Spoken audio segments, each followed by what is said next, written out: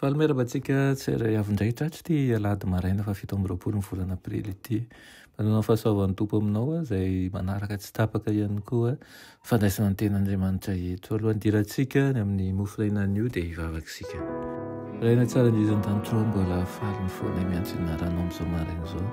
Misaotranao indrindra izay satria noho ny fahasoavanao no mbola maheto anay ankehitriny ary mitaona anay amin'ny alalan'ny fanahinao masina ianao mba handinianay ny teninao hatrany. Ataka aminao tompo mba hamoky zavatsoa anatinay amin'ity maraina ity, ny malemy ampahirezo ireo kivy meo azy ny fanantenana avy aminao rery any. Aminaran'i Jesosy, amen. No teny mofonainantsika androany dia manao hoe raha te hahatakatra mankatoava. Nalaina amin'ny ohabolana toko 5:1-4 manao hoe ny fon'ny manan-tsaina mitady fahendrena fa ny vavan'ny adala mankamamy ny fahadalana. Amen. Tsy misy olona mamaky ny testameta taloha sy ny vaovao mba ny fanahin'i Kristy ka tsy hovaliany soa. Hoy izy manao hoe makanesa ty amiko ianareo rehetra izay miasa fatratra sy mavesatretana fa izao no hanome anareo fitsaharana. Ento ny ziogako ka miara amiko fa malemy fanahy sady tsy miavonam-po aho dia hita fitsarana ao an'ny fanahinareo ianareo. Eo anoloanao ny fanasana avy amin'ilay mpampianatra lehibe. Hamaly sy hanaiky an'izany any sitrapo ve ianao? Tsy afaka manatona an'i Kristy mba hianatra eo an-tongony ianao, ratsy mazava ny sainao. Ka hitan'ny fitiavana sy fanajana madio sy masina ny fonao. Ary ianao hanao hoe isaorana ane izay avy amin'ny anaran'i Jehovah. Nanidy varavarana tsy hidiran'ny fahalalana maro tokony ho azo avy amin'ny ten'Andriamanitra ny tsy fankatoavana. Mandalo amin'ny fankatoavana ny didin'Andriamanitra ny olona vao mahatakatra an'izany. Raha mankatoa ny lehilahy sy ny vehivavy dia ho nahatakatra ny drafitry ny fitondran'Andriamanitra.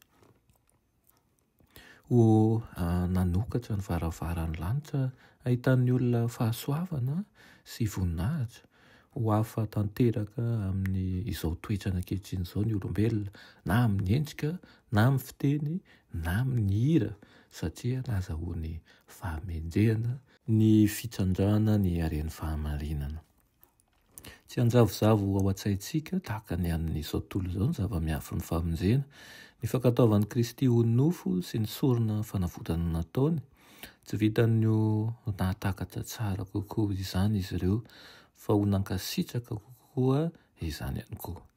Ianarantsika mandritra ny mandrakizay ireo lohahevitra nanokatra ny fahatakaran'ny saintsika, raha noraisitsika ny fahazavana rehetra nomenantsika teto tany. Ameny ny fosin'ny saina ary ny lelan'ireo vaovonjy rehetra mandritry ny mandrakizay ny momba ny fanavotana. Ho takatry ny izy ireo ny fahamarinana izay nirian'ny Tompo, ho takatry ny mpiainany teto kanefa tsy azo noho ny tsy finoany. Izy fomba fijery vaovao hita momba ny fahatanterahan'ny voninahitry Kristy mandritra ny taona rehetra mandrakizay. Irinana ianao mba hijoro mandrakariva ny fanarahana ny Tompo ka hisantatra an'izany rehetra izany tsika any amin'ilay lanitra vaovao sy tany vaovao efa nomen'i Kristy antsika. Amen. Ianay tsara indrindran-danitro mbola faly ny fonay miantso inaranao ankehitriny. Misaotra satria lehibe ny fahasoavanao sy ny famindram-pona ary menao zavatsoa mampitsiratra ny fanantenana ao anatinay ianao. Azony eo aminay ny fitiavana hitady ny fahamarinanao ary hikatsaka an'izany ary mangataka ny fanahinao masina izahay mba hitaritalana anay hatrany. Aminaran'i Jesosy, amen.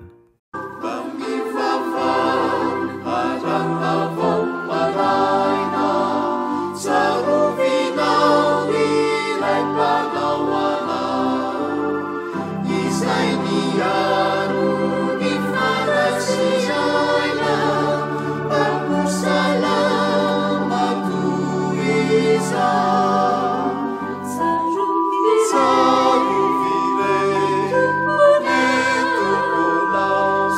miaro